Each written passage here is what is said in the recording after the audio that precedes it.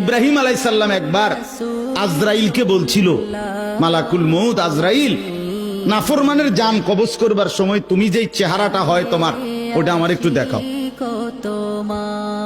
মালাকুল মউত আজরাইল বলছিল, হে আল্লাহর নবী, কসম আপনি এটা দেখতে চাইেন না, আপনি সহ্য করতে পারতেন।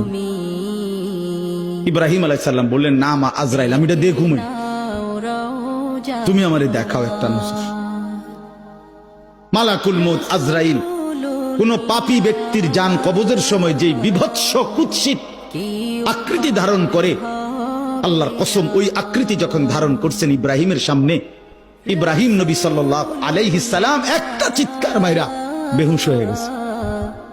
লম্বা সময় পরে যখন হুঁশ আসছে, আমি নিজে পড়ছি কিতাবে, আরবি কিতাবে, ইব্রাহিম আলাইহিস সালাম আল্লাহকে বলছে, আল্লাহ আপনার জাতের কসম মাওলা, কোন নাফরমান পাপী তার কবরের আযাব, আখিরাতের আযাব, জাহান্নামের আযাব কিছুই লাগবে না, শুধু মালাকুল মউত আজরাইলের এই বিভৎস দৃশ্য যদি সে একবার দেখে, তো তার ৬০ বছরের নাফরমানির শাস্তির জন্য এটাই যথেষ্ট।